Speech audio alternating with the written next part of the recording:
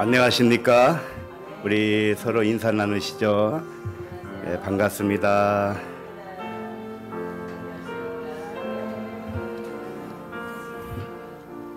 기도하겠습니다. 하나님 아버지, 빛의 아들들을 어둠의 세상에서 불러서 하늘나라로 들어오게 하신 은혜를 감사합니다. 전에는 어둠의 아들이었으나 이제는 빛의 아들이 되게 하신 아버지의 사랑에 감사를 드립니다. 보고 듣는 모든 것이 아버지의 사랑으로만 보고 들을 수 있게 하심을 감사합니다. 보여지는 세상에 속지 않게 하시고 보이는 모든 만물을 형체로 나타난 말씀으로만 인식하게 하옵소서. 감사드리며 그리스도 이름으로 기도합니다. 아멘.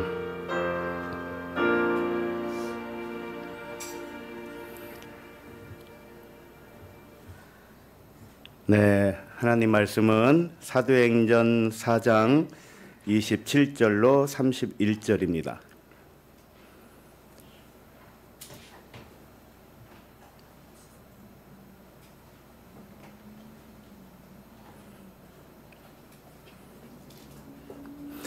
사도행전 4장 27절부터 시작.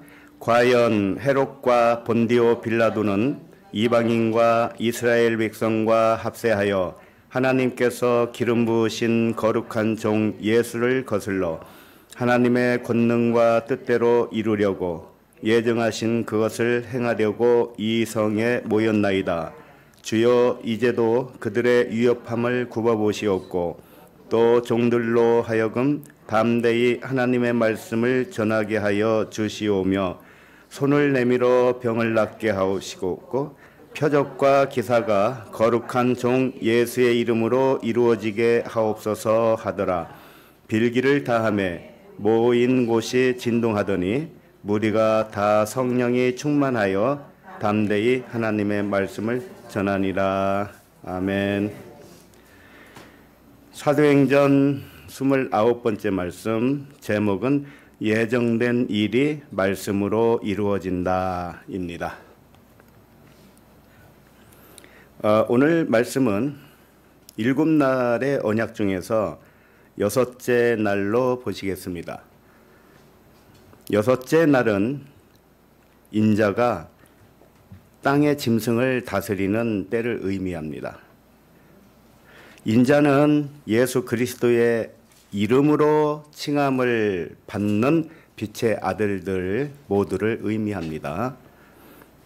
땅의 짐승은 육체를 따라 판단하는 육의 의식을 의미합니다. 그러나 땅의 짐승은 5째 날 등장하는 바다 짐승과는 차원이 다른 짐승을 의미해요. 땅의 짐승은 영적 가나안에 있는 짐승이에요. 6째 날은 이미 가나안에 들어왔으니까요. 다시 말해서 5째 날 요단강을 건너서 6째 날 영적 가나안에 들어왔는데 순간순간 육체를 따라 판단하는 육신의 생각이 땅의 짐승이라고 표현한 거예요. 6째 날에는 이전과 다른 점이 있어요. 그것은 순간순간 육신의 생각으로 돌아가기는 하는데 육신의 생각은 겉사람에게서 나왔잖아요. 그 겉사람을 속사람이 즉시로 알아차린다는 점입니다. 이것이 달라요. 광야에서는 계속 시험을 당하면서 조금씩 깨달아 간다면 6째 날은 이미 다 깨닫고 왔는데 실제 사는 모습은 옛 모습으로 돌아간다는 거예요. 그러므로 6째 날 영적 가나안에 들어온 사람은 영이 육을 다스릴 수가 있는 것입니다. 그 전에는 다스리기가 참 어려웠어요. 바울의 말처럼 나는 날마다 죽노라로 육신을 다스리는 그런 차원이라는 겁니다. 오늘 말씀 제목은 예정된 일이 말씀으로 이루어진다입니다. 이게 무슨 뜻이냐면 뜻이 하늘에서 예정되었다는 뜻이고 땅에서 그 예정된 일이 이루어진다 이런 뜻입니다. 그러나 결국은 말씀으로 완성된다 이런 뜻입니다. 사람에게 예정된 일은 크게 두 종류로 나눌 수 있어요. 하나는 그리스도를 대적하는 일을 예정했다는 것이고 또 하나는 그리스도의 이름으로 살아가는 일을 예정한 것입니다. 이것이 한 사람 안에 다 있는 거예요. 처음에는 적 그리스도로 활약을 하면서 이 세상을 사는 겁니다. 그 다음에는 자기가 그리스도와 하나인 것을 믿고 이제 그리스도를 전하는 자로서 살게 되는 것입니다. 그래서 첫 번째는 예수 그리스도를 대적해요. 두 번째는 그리스도로 살아가는 겁니다. 누구나 첫째 것과 둘째 것이 하늘에서 예정된 것이죠. 그러므로 하늘에서 예정된 첫째 일이 패하고 둘째 일이 말씀으로 이루어진다 이런 말씀이에요. 말씀으로 완성된다는 뜻이죠. 그러면 말씀을 한 절씩 살펴보면서 그 의미를 자세히 살펴보도록 하겠습니다. 27절 다시 한번 읽겠습니다. 시작. 과연 헤롯과 본디오 빌라도는 이방인과 이스라엘 백성과 합세하여 하나님께서 기름 부으신 거룩한 종 예수를 거슬러, 이 말씀은 거룩한 종 예수를 대적하는 사람들의 일이 예정된 일이고 첫 번째 일이라는 뜻입니다. 우리 자신들을 돌아봐도 아실 거예요. 처음에는 그리스도를 거스르는 삶을 살았습니다. 그렇지 않다고 할 사람은 아무도 없을 거예요. 왜냐하면 그리스도를 거스리는 게 뭔지 아세요? 그리스도와 나를 하나로 받아들이지 않는 때를 말하는 거라니까요. 예수를 대적하는 이 사람들이 이 말씀을 듣고 깨닫게 되면 그때부터 두 번째 예정된 일로 살아가게 되는 것입니다. 이것이 예수 그리스도로 다 표현을 했던 거예요. 처음에는 육체 예수, 그 다음에는 영인 그리스도. 그러면 예수를 거슬러 대적하는 사람이 어떤 사람들인지 보시기 바랍니다. 27절에 나와 있죠. 여기 보면 헤롯과 본디오 빌라도 이방인과 이스라엘 백성이 나옵니다. 자, 그런데 제일 앞에 단어가 있죠. 과연, 이겁니다. 과연. 이게 무슨 뜻입니까? 이 단어는 에피 알레테이아라는 단어예요. 알레테이아가 진리라는 거 아시죠?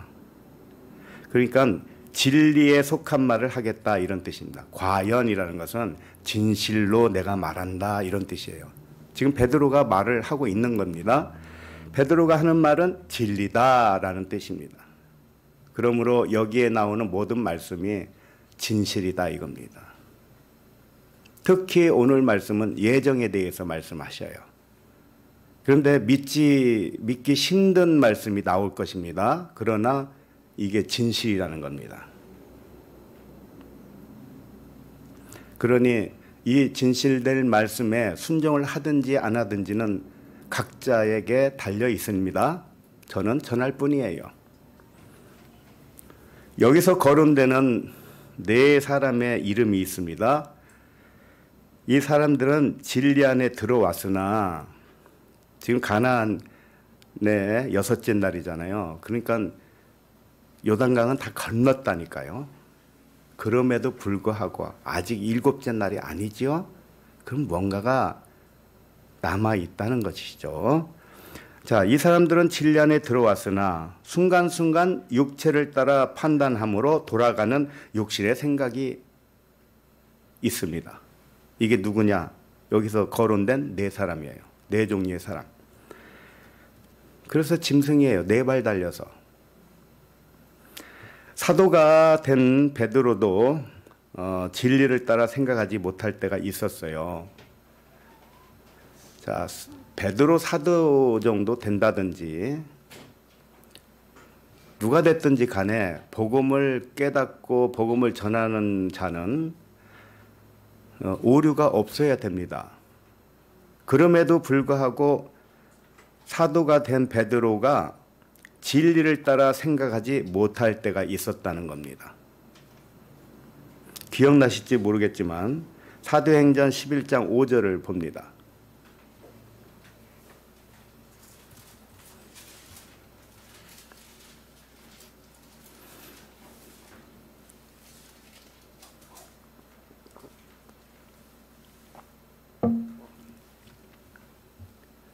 오절 시작. 이르되 내가 욥바시에서 기도할 때에 황홀한 중에 환상을 보니 큰 보자기 같은 그릇이 내 귀에 매어 하늘로부터 내리어 내 앞에까지 드리워지거늘.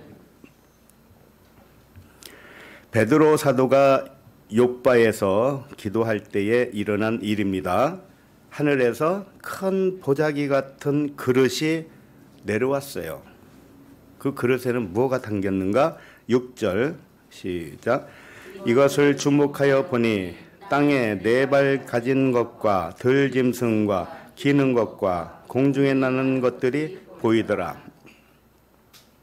하늘에서 내려온 네 발 달린 짐승들과 공중에 나는 새들이 있었습니다. 짐승이나 새나 모든 만물이 어디서 내려왔을까요? 하늘에서 내려왔습니다.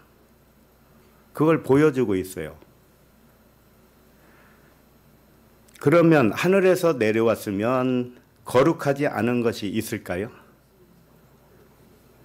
하늘에서 내려왔다는 것은 말씀이 육신이 되었다 이런 뜻입니다. 말씀으로 만물을 창조했다 이런 말씀이죠. 우리가 보고 있는 이 세상 우주 만물도 하나님의 말씀으로 창조한 것입니다. 그러니 하나님이 창조한 것을 거룩하지 못하다고 할 것이 아무것도 없겠죠. 하나님이 하셨으니까요. 그런데 사람은 그렇게 생각하던가요?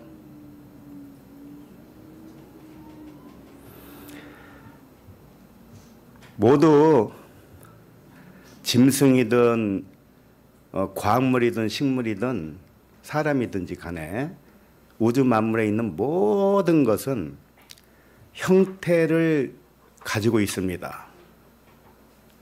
형태를 가지고 있는데 그것이 말씀이라는 거예요. 말씀은 말씀인데, 말씀은 원래 보이지 않는 말씀인데 보이도록 나타난 형태를 띤 말씀이라는 거예요. 그래서 모두 형태를 띤 말씀이기 때문에 속된 것은 아무것도 없는 것입니다. 벌레 하나라도 속된 것은 존재하지 않습니다요. 그 다음에 7절을 읽습니다. 시작. 또 들으니 소리 있어 내게 이르되 베드로야 일어나 잡아먹으라 하거늘. 하나님은 이 모든 만물이 또는 이 지금 말씀 속에 나오는 네 발 달린 짐승이나 새나 이 형체는 다른 모양이지요. 그러나 말씀이기 때문에 말씀을 먹어라 이런 뜻입니다. 어떻게 그걸 잡아먹겠어요? 잡아먹는다는 뜻은 깨달으라는 표현이에요. 깨달으라는 표현을 잡아먹어라 이렇게 말씀한 겁니다. 자, 그러면 베드로는 깨닫고 있었다는 뜻입니까?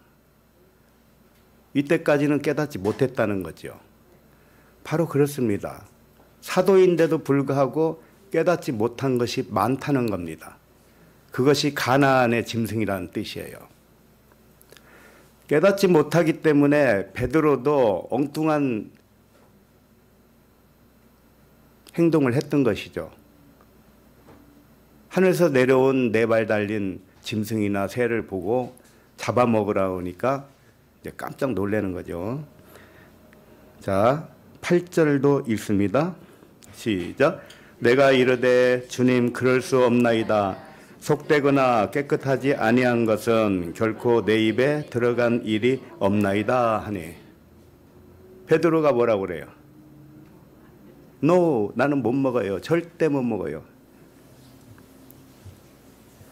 베드로가 사도면서도 속된 것과 깨끗한 것을 분리하고 있었습니다. 이 분리의식이라는 것은 이만큼 집요하게 따라다니는 거예요. 이와 같이 6째 날에는 진리 안에 들어왔어도요, 오해된 말씀이 남아 있어서 안식에 이르지는 못한 시기라 할 수 있는 거예요. 자, 그럼 9절도 있습니다. 시작. 또 하늘로부터 2번째 소리 있어 내게 이르되 하나님이 깨끗하게 하신 것을 네가 속되다고 하지 말라 하더라. 하늘에서 내려온 모든 것은 말씀이 짐승과 또는 새의 모양의 형태를 가진 것처럼 모양은 다르지만 모든 만물은 본질이 무엇인가? 모두 말씀이라는 겁니다. 그래서 속된 것은 존재하지 않고 모두 깨끗한 것입니다. 이 말씀을 듣는 여러분은 어떻게 생각하십니까? 이 세상에 속된 것이 있다고 믿습니까? 네? 더럽다고 생각되는 것이 있습니까? 없습니까? 다 하늘에서 내려왔다는 거 믿으시죠? 그와 같이 본문으로 돌아오면, 사도행전 본문으로 돌아와서 이제 헤롯과 본디오 빌라도를 이제 한번 보도록 하겠습니다. 헤롯은 로마 황제가 임명해서 세운 분봉왕이었습니다. 헤롯은 세례 요한을 죽인 장본인이기도 해요. 본디오 빌라도는 이스라엘을 다스리는 총독이었어요. 로마에서 파견된 총독이죠. 헤롯과 빌라도는 이방인이기 때문에 율법이 없습니다. 그들은 율법을 몰라요. 우리에게 적용을 해보세요. 교회 처음 잘 다니면 율법으로 강화됩니다. 그렇죠? 율법이 강화되어서 서로 정죄를 더 잘해요. 아주 그 기준이 날카로워서요. 조금만 눈에 안 좋은 거 튀면은 금방 화살이 날아가죠. 아무개 누구는 그렇고 아무개 장로는 그렇고 막 정죄를 합니다. 서로서로요. 그렇게 정죄하는 자기는 정죄 안 받을 것 같아요. 정죄를 받아요. 정죄하면 정죄를 받는다고요. 그러한 삶을 살았어요. 그런데 이제 진리를 깨달았습니다. 복음을 알았어요. 그래서 이제 율법을 내려놓습니다. 아, 육체를 따라 판단하지 말아야지. 자, 이러고 있는 겁니다. 그런데 그 사람이 누구냐? 헤롯과 빌라도예요. 헤롯과 빌라도는 육체를 따라 판단하지 않는 사람을 상징하고 있다니까요. 그러나 그래서 그들이 예수님에게서 죄를 찾지 못한 것이죠. 그런데 그들은 진리는 잘 몰라요. 율법을 모르니까 율법 판단은 안 하니까 예수님에게서 죄를 발견하지는 못했지만 진리에는 너무나 약한 것입니다. 그래서 빌라도가 그러잖아요. 십자가에 십자가를 지고 가시는 예수님에게 진리가 뭐냐 이렇게 물어보잖아요. 진리를 알았으면 물어볼 일이 뭐 있겠습니까? 그러니까 빌라도는 율법은 없지만 진리는 없는 거예요. 진리도 약한 겁니다. 결국 그래서 이 빌라도와 헤롯이 예수님을 죽이는 데에 내보냅니다. 진리가 강하게 있었다면 끝까지 예수님을 죽이지 않고 지켰을 거예요. 그러나 이스라엘 백성들과 이스라엘의 장로들과 또는 이방인들과 결탁해서 본디오 빌라도도 어쩔 수 없이 예수님을 내어줍니다. 십자가로 내어줘요. 자, 이게 무엇을 상징하고 있겠습니까? 가나안에 들어온 사람도 진리가 너무나 약하고 진리를 깨닫는 부분이 너무 작기 때문에 순간순간 육으로 돌아가고 세상으로 돌아가고 세상 사람과 결탁해서 산다 이거예요. 세상 사람들과 결탁해서 사는 게 뭡니까? 그리스도를 대적하는 거예요. 하나님을 대적하는 거라고요. 자, 그러면 누가복음 23장 11절부터 몇 절 봅니다.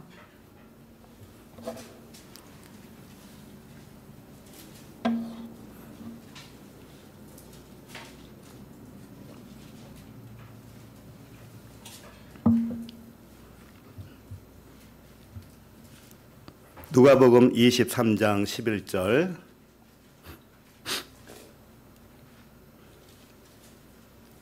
시작. 헤롯이 그 군인들과 함께 예수를 업신여기며 희롱하고 빛난 옷을 입혀 빌라도에게 도로 보내니 빌라도가요 예수님에게서 죄를 찾지 못하니까 헤롯 분봉왕에게 보냈어요. 헤롯은 어떻게 하고 있나 보고 싶은 거죠. 헤롯도 죄를 찾는지 못 찾는지 보고 싶었던 거죠. 그래서 보냈더니 헤롯이 그 군인들과 함께 예수를 업신여기고 희롱을 했는데 빌라도에게 도로 보냈습니다. 죄를 찾지 못해서 보낸 거예요. 자, 헤롯이 예수를 업신여기고 희롱했다는 뜻은 육체 예수는 죽어야 한다는 의미를 알았다는 뜻이에요. 율법으로서는 죽어야 된다. 그래서 율법을 희롱한 것과 같아요. 그 대신 뭘 입혔습니까? 빛난 옷을 입혔어요. 그것은 누굽니까? 그리스도의 옷을 입힌 거 아닙니까? 그러니까는 예수를 그리스도로 본다는 뜻이죠. 예, 이 정도 됐다니까요, 헤롯이. 그래서 헤롯이 이제 죄는 찾지 못하겠고 다시 빌라도로 보내는 것입니다. 자, 12절을 봅니다. 시작. 헤롯과 빌라도가 전에는 원수였으나 당일에 서로 친구가 되니라. 헤롯과 빌라도가 정치적으로는 원수 관계에 가까운 사이였지만 두 사람이 똑같이 예수님에게서 죄를 찾지 못했다는 것은 동일했다는 거예요. 그래서 친구가 된 거예요.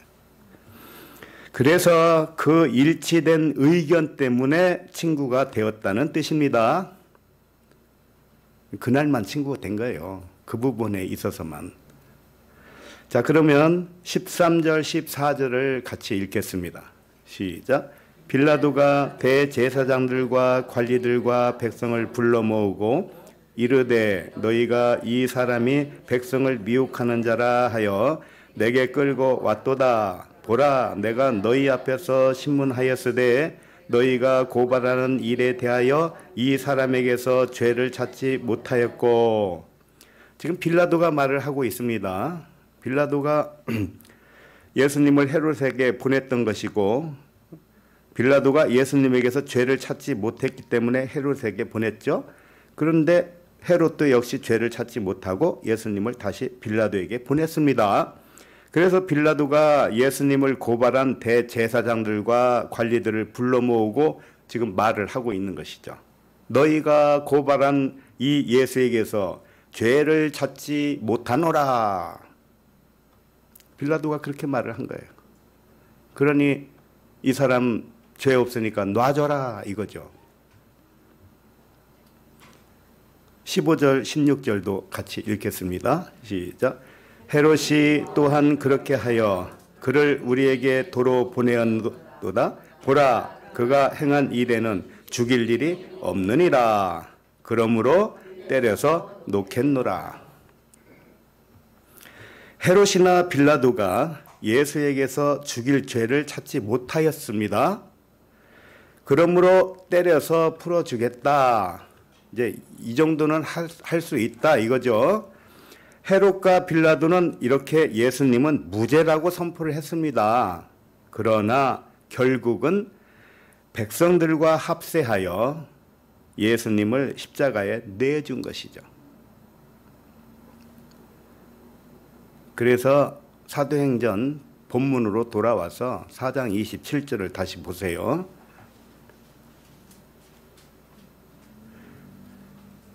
과연 헤롯과 본디오 빌라도는 이방인과 이스라엘 백성과 합세하여 하나님께서 기름 부으신 거룩한 종 예수를 거슬렀다, 대적했다 이런 뜻입니다. 자, 이게 무슨 말씀을 하고 있는가? 잘 기억하시기 바랍니다. 진리를 안다고 한 사람도 세상 사람과 합세해서 그리스도를 거슬러 대적하게 된다는 뜻이에요. 그럴 수도 있다 이겁니다. 복음을 듣고 진리를 깨닫는 사람도 자기 유익을 위해서 순간순간 세상 사람들과 합세하여 그리스도를 대적합니다. 지금 이 말씀을 하고 있는 거예요. 그러므로 육체를 따라 판단하는 생각을 철저하게 관찰하시고 발견하셔야 됩니다. 내가 세상으로 나가는 생각이 또 발동을 하면 그때그때 차단시켜야 됩니다. 여섯째 날에 오면 그것이 가능해진다는 겁니다. 가나안에 가서 여리고성부터 시작해서 싸우지요. 전쟁이 일어납니다. 그게 뭐겠습니까? 가나안에 있는 족속들이지 않습니까? 이미 가나안에 살고 있는 족속이에요. 우리가 6일째 가나안에 들어와서 살아도 가나안의 7족속이 나에게 남아있다는 거예요. 아까 사도 베드로 예를 들어서 아시겠죠? 베드로는 또 그거 말고도 또 다른 것도 있었어요. 밥 먹는 문제로 유대인과 같이 밥 먹다가 누가 온다 그러니까 도망갔습니다. 숨었어요. 그래서 바울과 같은 베드로가 바울과 같이 나중에는 다 똑같아요. 사도들은 다 똑같은데 처음에는 그랬다 이거예요.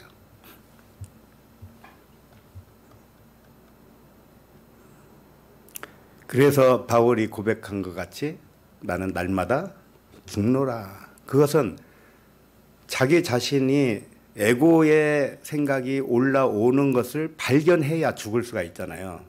이게 발견하는 것이 죽는 거거든요.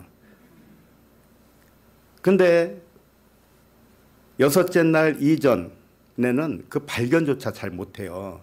물론 불세례 받는 다섯째 날부터 이미 그 밭이 조성이 된 것이지만요. 여섯째 날에 와도 여전히 그런 것들이 있다는 거예요. 이걸 모르니까 사람들이 진리를 좀 듣고 나서 이제 다 됐다 그러는 거예요. 다 됐다. 나 하산해도 되겠다. 어림도 없는 말씀입니다. 생각을 해보세요. 하나님이 주신 모든 것은 깨끗하다고 그랬습니다. 하나님이 깨끗하게 한 것이기 때문에 더러운 건 아무것도 없어요. 근데 사람은 어떻게 생각합니까? 더러운 게 많아요? 깨끗한 게 많아요? 더러운 게 더 많아 보일 거예요. 그런데 하나님에게는 모든 것이 깨끗하다. 그걸 깨달아라. 이것이 잡아먹는 것이다. 그렇게 말씀하신 거예요. 그 다음에 말씀을 계속 보시면 하나님께서 기름 부으신 거룩한 종 예수를 거슬러 그랬습니다. 하나님께서 기름 부었다는 것은 말씀이 육신이 됐다는 뜻이에요. 그리스도가 육체를 입으면 그 기름 부음이에요. 우리도 마찬가지입니다. 우리도 기름 부음을 받은 자로서 그리스도라고 하는 거예요. 그런데 말씀이 육신이 된 하나님의 아들 그리스도를 거슬렀다는 뜻입니다. 헤롯과 본디오 빌라도와 그 백성들이 합세해서 그리스도를 거슬렀다는 거예요. 그것은 뭐냐? 자기와 그리스도를 하나로 볼 줄 몰랐다는 거예요. 아니, 알기는 알았어도 그렇게 작동을 못했던 겁니다. 순간순간 그걸 놓쳐버리는 겁니다. 여섯째 날 가나안에서 살아도 자신이 예수 그리스도와 하나로 살지 못하면 그냥 마음으로 이론으로만 믿어서는 안 되는 거예요. 그렇게 살아져야 되는데 살지 못하면 그리스도를 대적한 것입니다. 자신과 그리스도를 하나라는 믿음에서 떨어지는 순간 육에 속한 사람과 합세하게 되는 것입니다. 자신들을 잘 생각해 보세요. 무슨 일이 있으면은 누구와 의논을 합니까? 자기 안에 아버지와 의논합니까? 혈육과 의논합니까? 세상 사람들의 지혜를 구합니까? 하늘의 지혜를 구합니까?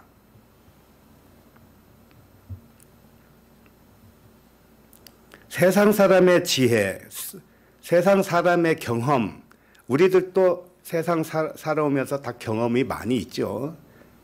그 경험을 토대로 해서 옳다 하면 그건 하나님과 떨어진 겁니다. 왜일까요? 사람의 논리, 세상의 논리는 철저하게 이익에, 육체의 이익에 둔 것입니다. 하나님에게는요, 어떤 기준이 있을까요? 하나님에게는 모두 하나라는 거예요. 하나. 이 개념으로 살고 계시냐 이겁니다. 하나. 이 하나의 개념이 얼마나 자유를 주는지 모르죠. 그런데 욕심이 잉태하면 자유가 없는 것입니다. 진리 안에서 하나가 되는 것이 더 불편한 거예요. 욕심이 있는 사람에게는. 왜? 내가 다 뺏겨야 되는 것 같고 손해보는 것 같고 이렇게 생각하기 쉽습니다. 그렇기 때문에 세상의 지혜를 구하지 마세요. 세상의 지혜는 철저하게 분리입니다. 분리. 철저하게 법이에요.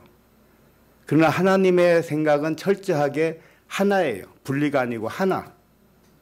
결합된 하나예요. 그리고 사랑이에요. 이게 얼마나 차이가 큽니까? 그런데 여섯째 날에 와서는 육의 생각이 순간순간은 나올 수는 있어도 그거 금방금방 관찰을 해서요, 발견해서 죽는다니까요. 육의 생각이 그때그때 죽는단 말이에요. 그게 날마다 죽노라가 되는 거예요. 근데 그렇게까지 되기 이전에는 막 세상으로 나가는 거예요. 무슨 일 터지면 세상으로 가서 세상의 지혜를 구하고 세상에 호소하고 세상 사람들에게 자기 위안을 받으려고 하고 이런단 말입니다. 그럴 필요가 없는 거예요. 내 안에 아버지가 계신데 어찌 다른 데서 위안을 찾을 수가 있단 말입니까? 자, 28절을 읽습니다. 시작. 하나님의 권능과 뜻대로 이루려고 예정하신 그것을 행하려고 이 성에 모였나이다. 하나님이 예정하신 뜻대로 이루려고 이 성에 모인 사람들이 누구입니까? 27절에서 거론된 사람들이잖아요. 헤롯과 본디오 빌라도와 이방인과 이스라엘 백성들. 베드로와 요한 사도를 감금했다가 풀어준 사람들이 이 사람들이었나요? 지금 베드로가 설교하고 있어요. 그런데 회당에서 잡혔다가 풀려났습니다. 그럼 회당에서 잡은 그들이 헤롯이고 본디오 빌라도였습니까? 아니잖아요. 베드로와 요한 사도를 감금했다가 풀어준 사람들은 대제사장들과 관리들이었습니다. 그런데 문맥상으로 보면 헤롯과 빌라도와 이방인과 이스라엘 백성들이 마치 여기에 모인 것처럼 말씀하고 있잖아요. 맞지 않나요?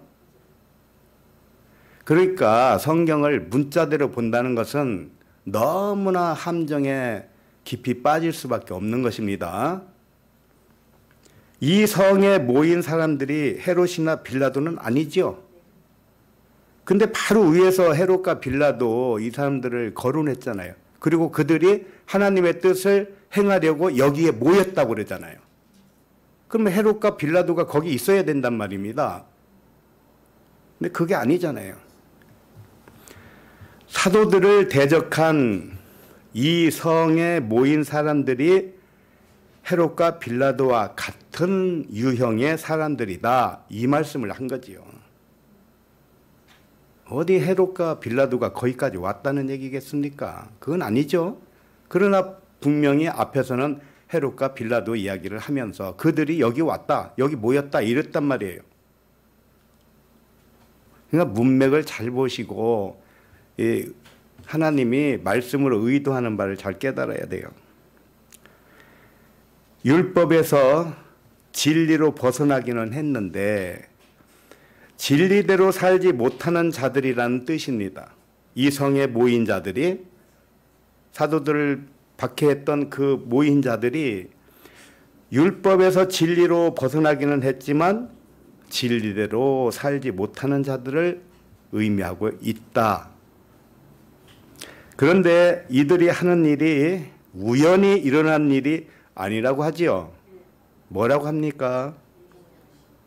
28절 다시 보시면 하나님의 권능과 뜻대로 이루려고 예정하신 그것을 행하려고 이 성에 모였나이다. 사도들을 대적하기 위해서 모인 저 사람들이 하는 일은 하나님이 예정하신 하나님의 권능과 뜻을 이루기 위해서 하는 것이라고 말했습니다. 참 놀랍지 않아요? 다시 말해서 베드로와 요한이나 사도들을 박해하는, 대적하는 일이 예정됐다는 겁니다. 그것이 또 하나님의 권능과 뜻이래요. 이렇게 받아들이고 있습니까? 처음에 말씀드렸죠. 하늘에서 내려온 모든 것은 다 깨끗하다고. 그러면 이 박해하는 자들은요, 하나님이 보냈고 하나님이 예정된 것이니 깨끗한 일 아닙니까? 그렇게 보고 계십니까? 예? 그렇게 보고 계셔요? 그 정도는 봐야 여섯째 날입니다. 나를 대적했어도 그게 하나님의 계획 속에 들어있다는 것을 내가 믿어야 되는 겁니다.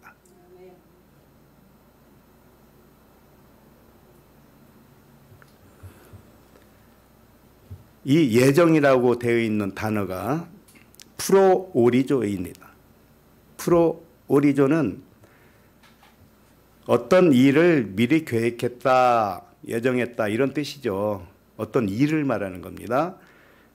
근데 이 예정을 전에 교리를 만든 사람들은 예정론을 만들었죠. 예정론이 뭔지 아세요? 신학교에서 배우는 예정론. 이것은 구원받을 백성을 예정했다 예정했다는 것으로 착각을 했던 거예요. 구원받을 백성을 따로 예정했고 구원받지 못할 백성을 따로 예정했다는 겁니다.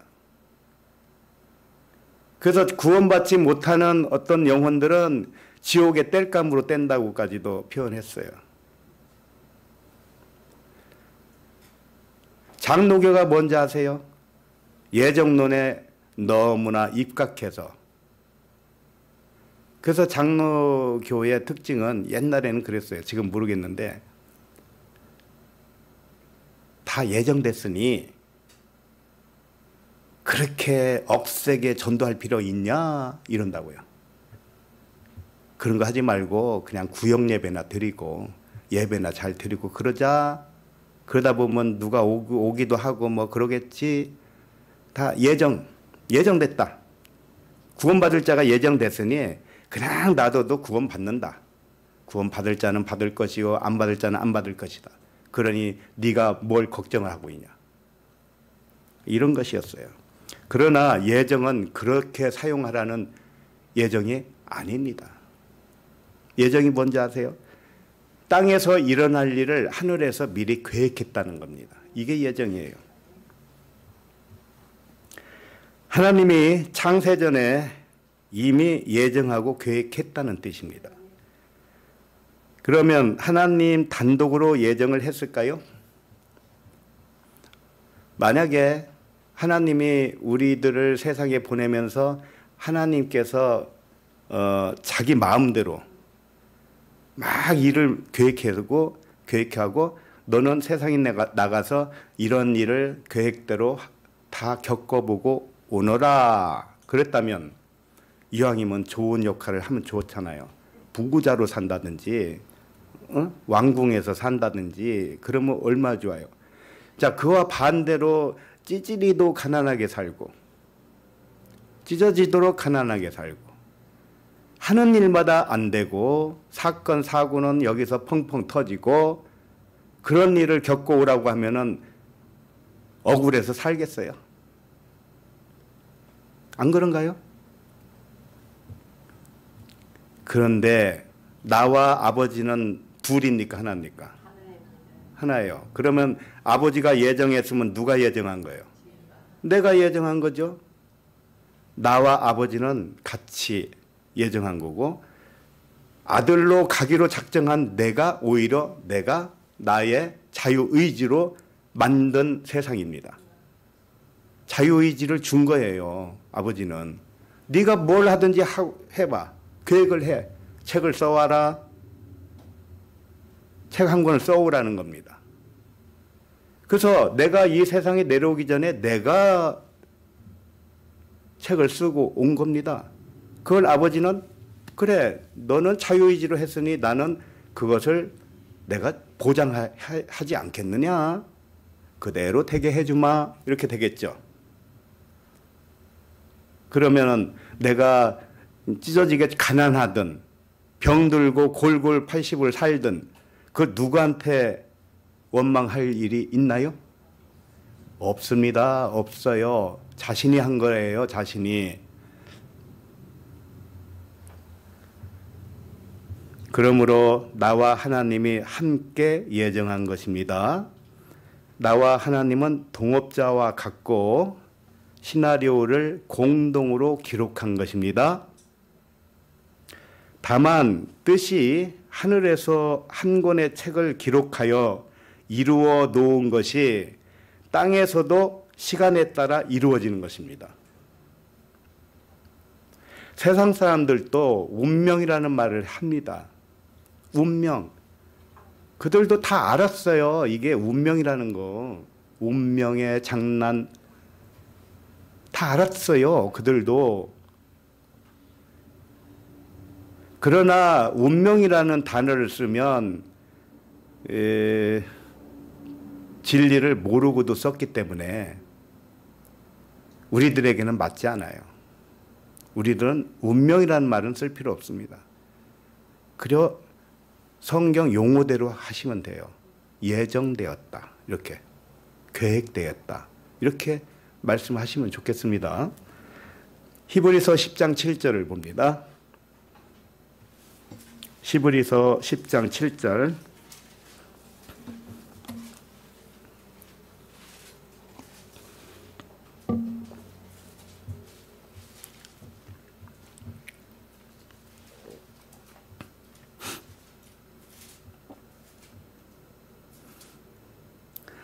히브리서 10장 7절 시작. 이에 내가 말하기를 하나님이여 보시옵소서.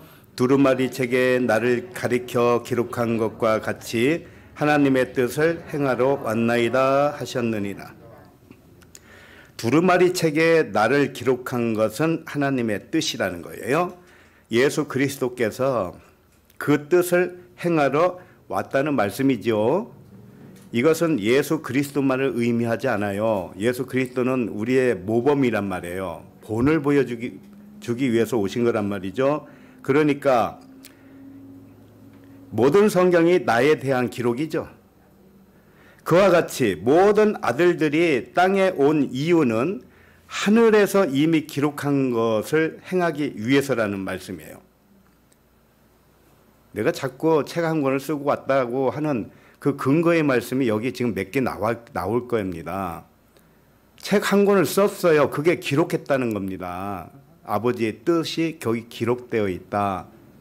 뜻이 하늘에서 이룬 것 같이 땅에서도 이루어지이다. 그랬단 말입니다. 그러니 이 땅에 사는 모든 사람은 억울한 자도 없고 피해를 입힌 자도 없고 피해를 받은 자도 없는 거예요. 큰 틀에서 보면 그렇게 자기가 시나리오를 썼기 때문에. 그러나 피해를 줬다고 생각하는 사람은 거기에 대하여 사과를 해야 되는 것이고, 피해를 받은 사람에 대해서는 세상에서도 그렇잖아요. 보상이라는 걸 받잖아요. 이것은 해야 되는 거예요. 그것까지 망각을 하면 그것은 잠꼬대를 계속 하고 있는 거죠. 자, 그 다음에 히브리서 10장 9절을 봅니다. 시작. 그 후에 말씀하시기를 보시옵소서 내가 하나님의 뜻을 행하러 왔나이다 하셨으니 그 첫째 것을 폐하심은 둘째 것을 세우려 하심이다. 네. 예수 그리스도께서 세상에 온 이유는 미리 정한 하나님의 뜻을 행하기 위해서 왔다. 그리고 그 일은 첫째 것을 폐하는 일과 둘째 것을 세우는 일이라는 거예요. 그러면 예수 그리스도만 그러겠습니까? 네? 우리가 다 그리스도와 한 영이라니까요. 그러면 영으로서 이 세상에 왔잖아요. 그러면 첫째 것이 있고 둘째 것이 있는데 그것이 다 예정됐다는 겁니다.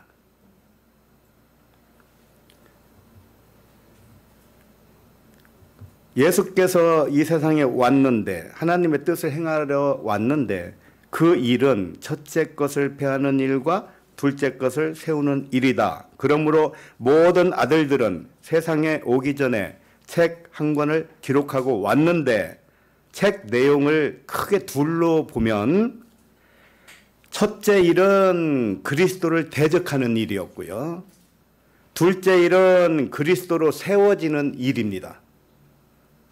이게 책 내용 속에 그와 같은 법칙으로 쓰였다는 거예요. 처음에는 그리스도를 대적하고, 그러니까 어둠으로 산다는 거죠. 어둠으로 살고 다음에는 빛으로 산다는 겁니다. 이게 상권이라면 이거 하권이겠죠. 상하권. 우리들에게는 그런 운명이 있었습니다.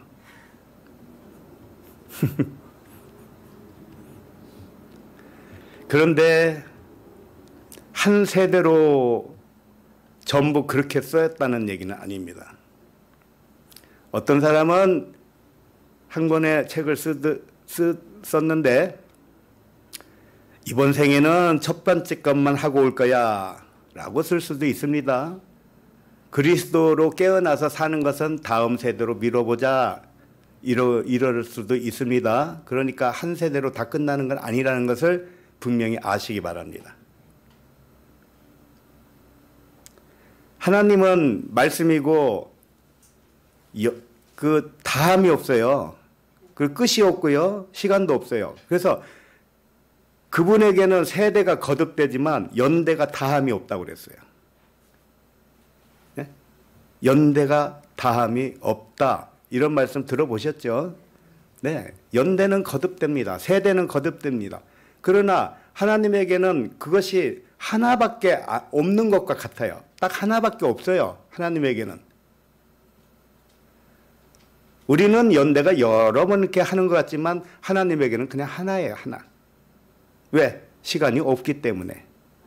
영생은 시간이 아니기 때문에. 이 신비를 이해하기는 참 어려울 겁니다. 그래서 책 한 권 속에는 어떤 세대에서는 이전과 이후 BC와 AD가 정확하게 있는 분들이 있죠. 우리의 여기에 오신 분들은 거의 다 그런 것 같아요. 이전에는 그리스도를 대적했다가 지금은 내가 누구였구나. 이제 그리스도의 빛을 발견하고 이제 빛을 세상에 비추기 시작한 거죠. 예. 그러니 얼마나 귀한 분들입니까? 그 다음에 욥기 13장을 좀 펴보세요. 욥기 13장 26절.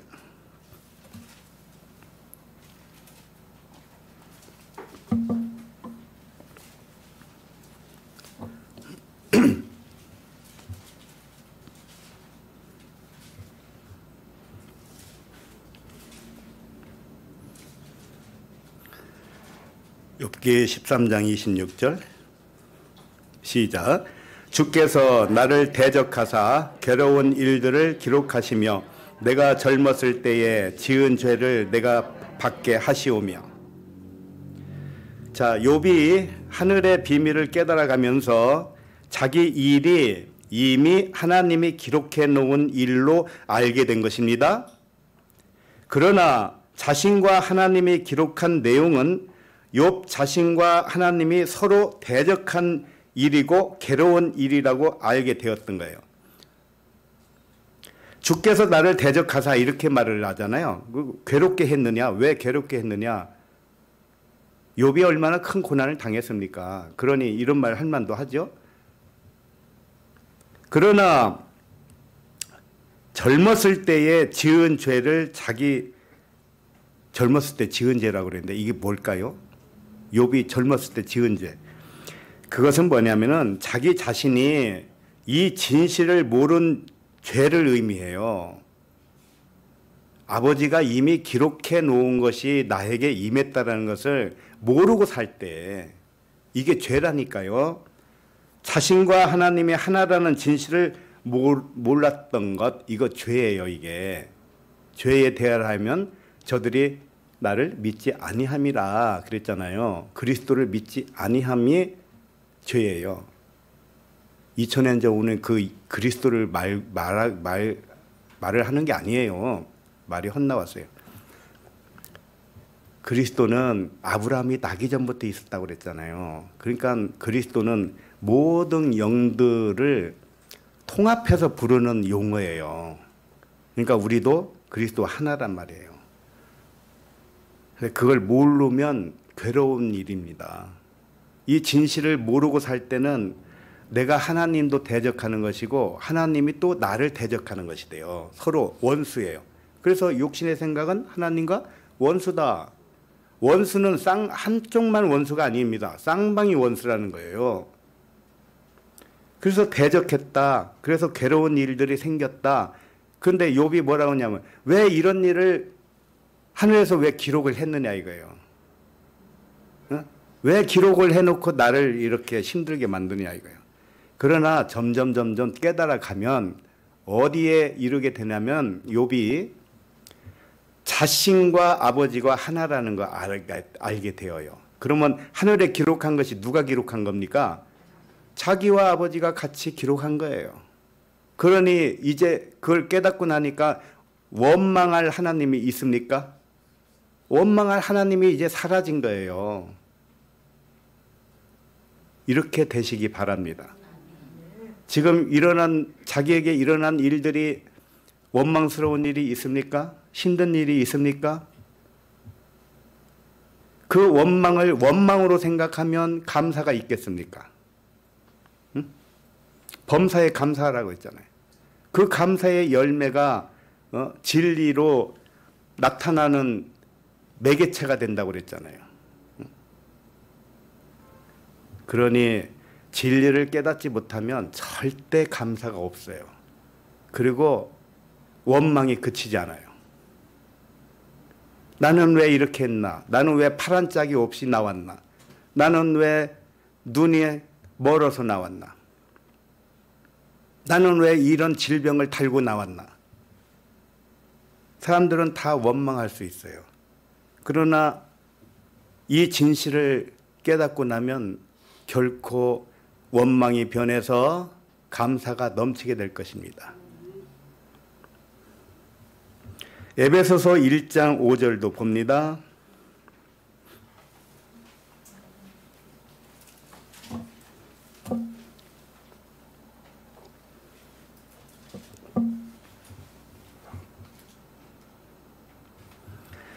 (5절) 시작. 그 기쁘신 뜻대로 우리를 예정하사 예수 그리스도로 말미암아 자기의 아들들이 되게 하셨으니. 자, 창세 전에 나와 하나님이 예정한 일은 나의 동의에서 기록한 예정이기 때문에 서로 기쁘신 뜻이 아닐 수가 없지요. 바울이 지금 그걸 고백한 거예요. 그러나 세상에 오면서 하늘에서 예정된 일이 기억되지 않기 때문에 모든 것을 알고 있는 그리스도가 깨워주심으로 아들들이 되게 하셨다, 이런 뜻입니다. 우리를 깨워주는 성령 그리스도가 없으면 우리는 이걸 알 수가 없어요. 그리스도는 하나님의 다른 이름으로서 아브라함이 나기 전부터 계신 하나님 자신이에요. 그래서 잠자는 자를 깨우는 그리스도를 뭐라고 하느냐? 성령이라고 하는 것입니다. 예수님은 그랬잖아요. 내가 보낼 성령, 또 아버지에게서 나올 성령. 이 표현들이 다르지만 아버지와 그리스도는 하나니까요. 거기서 보내는 성령, 깨닫게 해주는 영, 이걸 성령이라고 하는 것이죠. 하나님의 모든 것을 통달하시는 성령이 모든 아들들을 잠에서 깨워서 아들 되게 한다, 이겁니다. 그러니까 첫 번째는 그리스도와 대적자니까, 기억이 안 나니까 그리스도를 대적할 수밖에 없어요. 그렇게 사는 것을 하나님이 그 기록을 해 놓기를, 후반부에 가서는 반드시 내가 너를 깨는 걸로 할게. 성령으로 깨어나게 할게. 그게 없었으면 어떻게 되겠습니까? 그 예정이 없었으면은요, 우리가 어디로 갈 것 같아요? 큰일 날 뻔했죠. 자, 11절도 읽습니다. 시작. 그 모든 일을 그의 뜻의 결정대로 일하시는 이의 계획을 따라 우리가 예정을 입어 그 안에서 기업이 되었으니. 에베소서에서는 예정이란 말이 여러 번 반복해서 나와요. 그만큼 하늘에서는 우리가 예정됐다. 일이 예정됐다는 거예요. 일이. 모든 일은 아버지의 결정한 일이고 계획한 일이고 예정한 일이다. 이런 말씀이에요. 그리고 우리가 예정을 입었다는 뜻은 아버지가 일을 예정하실 때 아들도 함께 예정에 동참했다는 뜻이에요. 예? 예정함을 입었다는 것은 그 예정한 일은 첫째는 하나님과 분리되어서 그리스도를 대적하는 일이에요. 전반부는 그렇단 말입니다. 후반부에는 하나님의 이름을 자신의 이름으로 받아들이고 그때부터 그리스도의 복음을 전하는 일, 이것이 전부 기록이 되어 있다, 이 말씀입니다. 영화를 볼 때요, 무서운 영화를 처음 볼 때는 얼마나 무섭습니까? 그런데 보고 나서 다시 한번 볼 때 무섭던가요? 안 무섭죠? 그래, 다음 장면은 뭐가 나올 거야? 다 알고 있잖아요. 그와 같이 우리가 하늘의 비밀을 알고 사는 것과 모르고 사는 것은 천지차이예요. 뭔 일이 생겼을 때 이게 하늘에서 기록한 것이라고 믿는 사람에게는 놀랄 일이 전혀 없습니다. 맞죠? 그런데 처음 당하는 것처럼 아무것도 몰라요. 그러면은 간장이 녹죠. 자, 그러면 오늘 본문 말씀으로 돌아와서요. 29절, 본문 29절을 읽습니다. 시작. 주여 이제도 그들의 위협함을 굽어 보시옵고 또 종들로 하여금 담대히 하나님의 말씀을 전하게 하여 주시오며. 주여 이제도 그들의 위협함을 굽어 보시옵고, 이게 무슨 뜻이냐면 하나님과 분리의식으로 그리스도를 대적하는 저들을 굽어 보시고, 이런 말이겠죠. 그런데 이게 굽어 본다는 뜻이 뭐냐면 하늘에서 예정한 일이 땅에서 일어나는 일로 굽어 보시고, 이런 뜻이에요.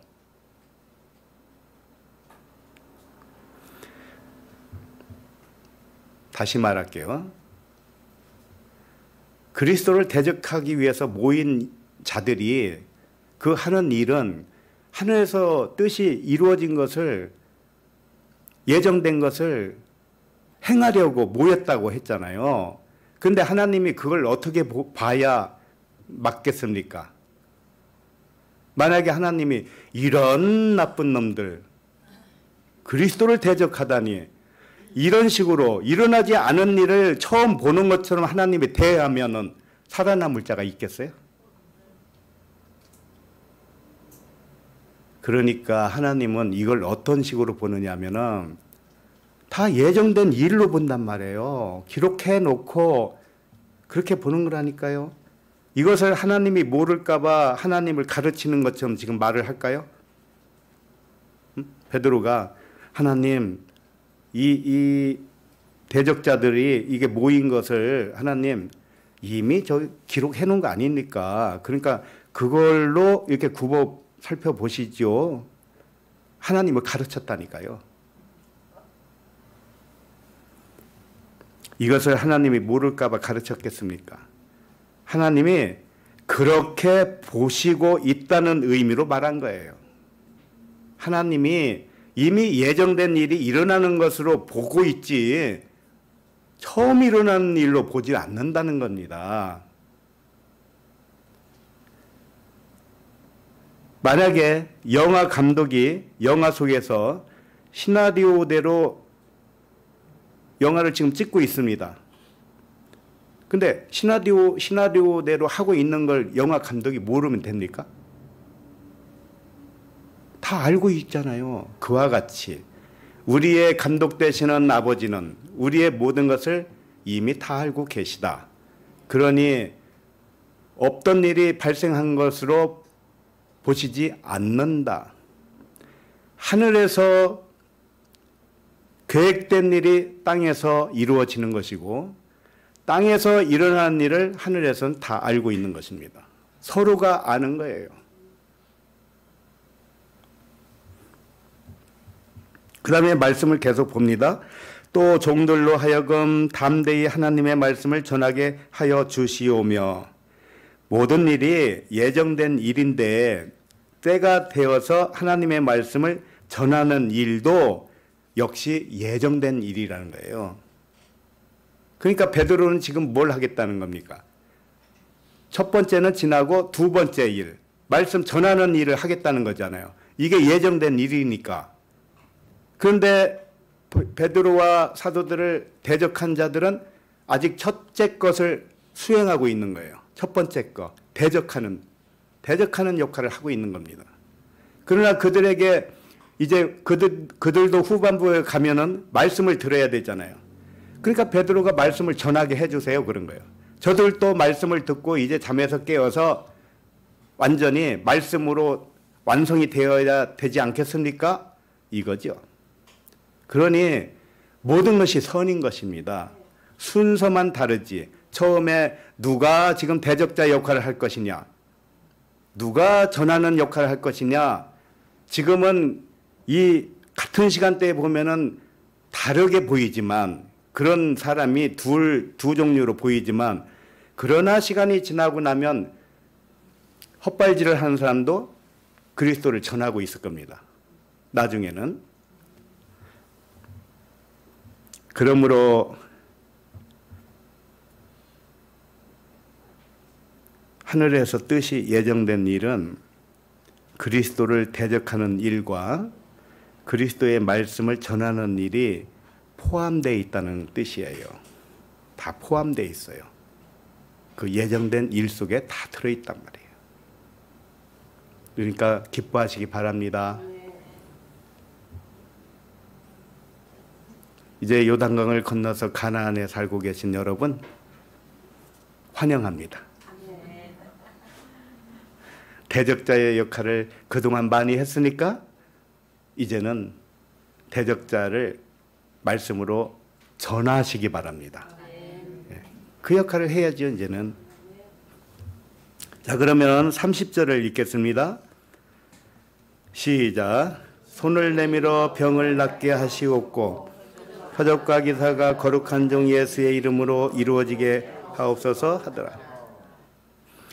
이 말씀을 다시 풀어서 말하면 이렇습니다. 하늘에서 예정된 일이 처음에는 자신과 하나님이 하나라는 진실을 모르지요. 그리스도를 대적하고 있는 상태가 바로 병든 상태가 되는 것입니다. 여기서 보면 병을 낫게 하시옵고 그렇잖아요. 이 병이 육체의 질병이 아니라 그리스도를 대적하고 있는 모습, 첫째 일을 수행하고 있는 그때가 병든 때예요. 이와 같이 분리의 병든 마음을 고치려면, 병들었다는 것은 분리했다는 거예요.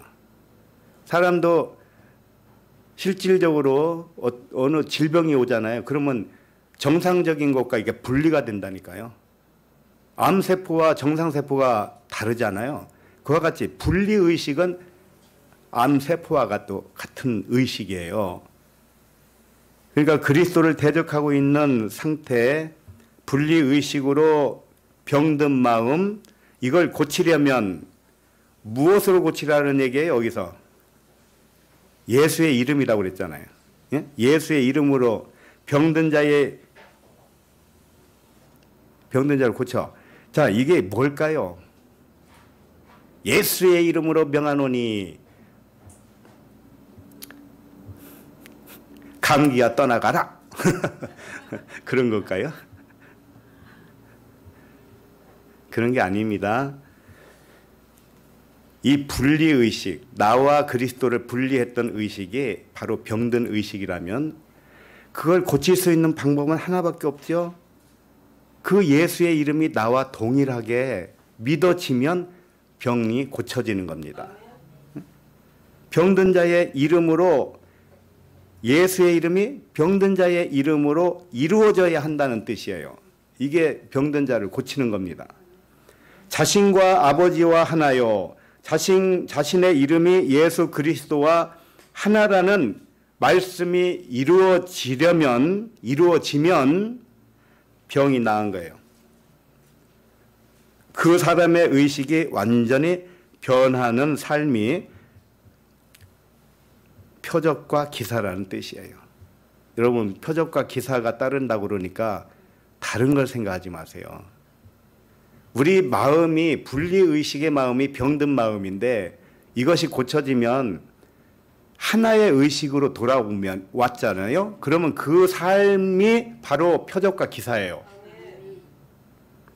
표적은 요나의 표적 외에는 없습니다. 그럼 요나의 표적은 뭐냐? 첫째 것이 폐하여지고 둘째 것으로 세워지는 표적이에요. 우리 내면의 표적이란 말이에요. 그리고 그 내면이 변하기 때문에 이전에 세상에서 누가 이렇게 시비를 가리던 그런 모습들도 이제 자취가 감춰지는 겁니다.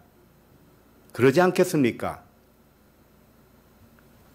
자, 그러면 31절을 보도록 하겠습니다.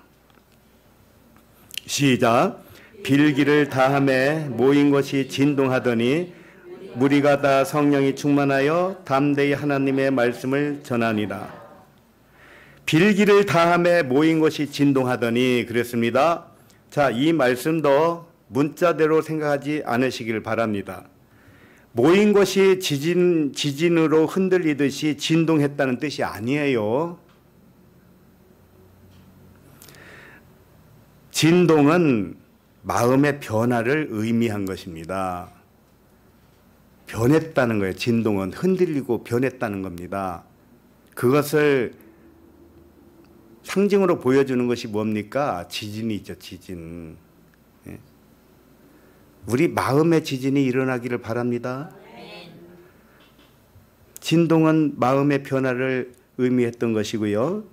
뜻이 하늘에서 이루어진 것 같이 땅에서도 그대로 이루어지고 있음을 들을 때 어찌 마음이 놀라지 않을 수가 있겠습니까?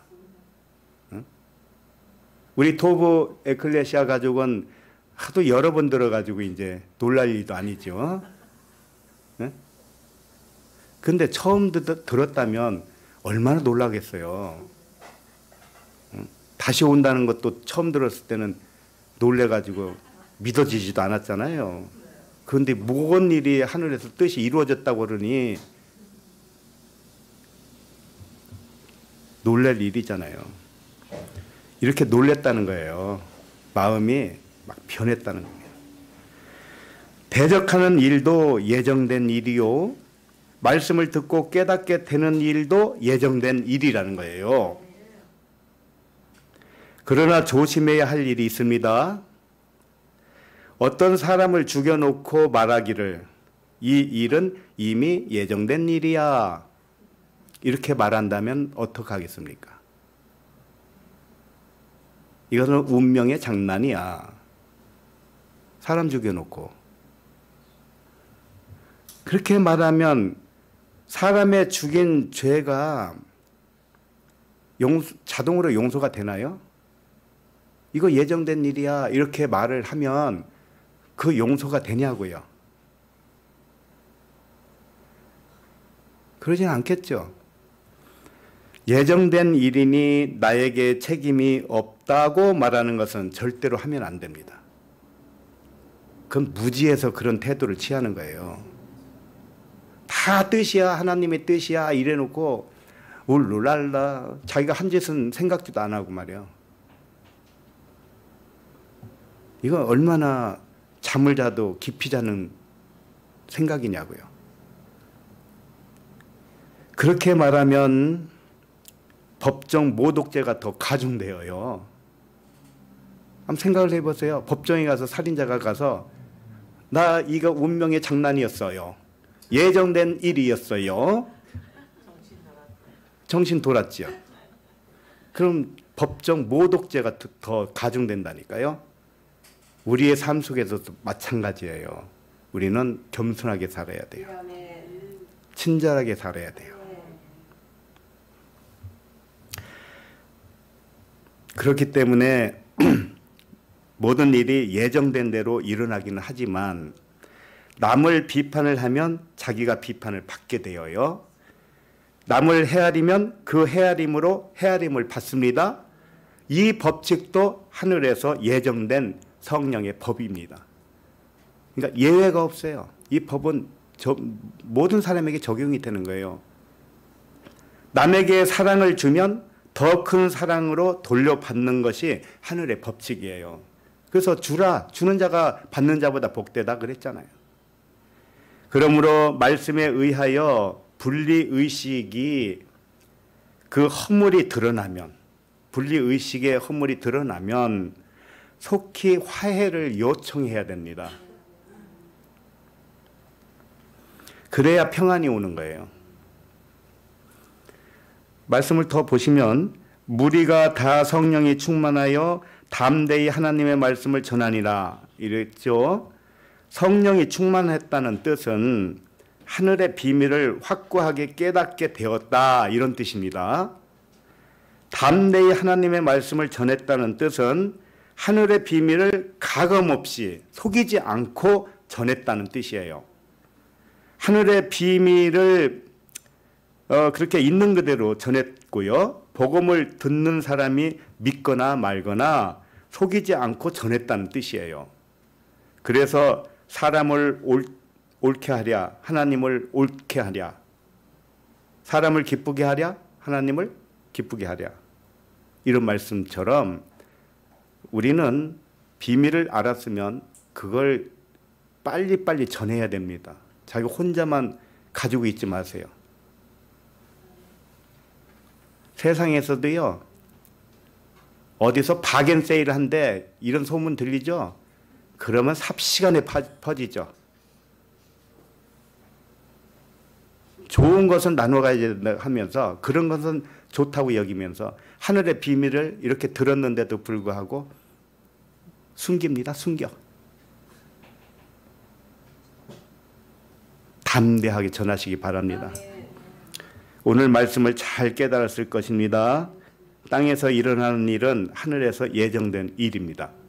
그러나 그 일은 절대로 비극으로 끝나지 않아요. 하늘에서 예정된 모든 일은 방향성이 있어요. 일정한 방향성. 모든 일의 결말은 말씀으로 이루어진다는 것입니다. 그래서 말씀을 들으라는 겁니다. 그러니까 베드로도 말씀을 전하게 해달라고 그러잖아요. 모든 아들은 말씀을 깨닫게 되고 구원을 받는다는 뜻입니다. 모든 아들들은 말씀에서 와서 말씀으로 돌아가는 결말이 있는 것이죠. 그러나 말씀에 관심이 없는 자들은 또 다른 한 세대에서는, 이 세대에서는 거기까지 기록을 했을 가능성이 있어요.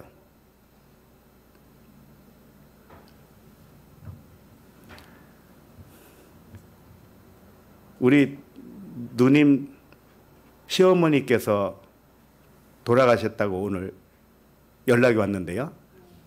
몇 세인지 아세요? 100세에서 한 두세 살 부족할 거예요. 그렇게 오래 사셨습니다. 그 서천에서. 그래서 내일 서천 가야 돼요. 그런데 그렇게 오래 살아셨는데 그리스도를 인정했겠습니까? 그러니까 그분의 스토리는 거기까지였어요. 첫 번째 것만 하고 가는 겁니다. 이 생에는 여기까지 그러고 가신 거예요.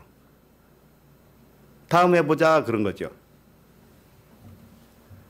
이게 우습게 들리죠? 이게 사실이에요. 사실. 하나님에게는 비극이라는 건 없어요. 잘못될 일도 없어요. 90세 넘어서 예수 예자도 모르고 가셨다 할지라도 끝난 게 아닙니다.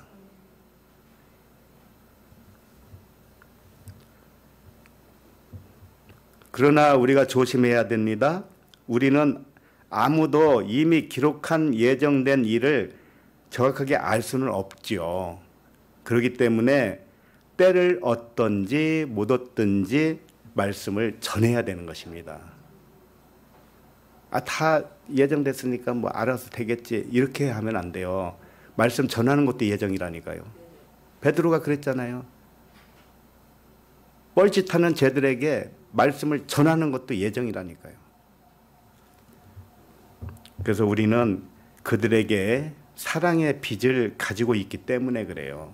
빚은 사랑의 빚밖에 없습니다. 복음을 전해야 할 빚이 우리에게 있는 것입니다. 기도하겠습니다. 하나님 아버지, 우리에게 하늘의 실상을 알려주시니 감사합니다.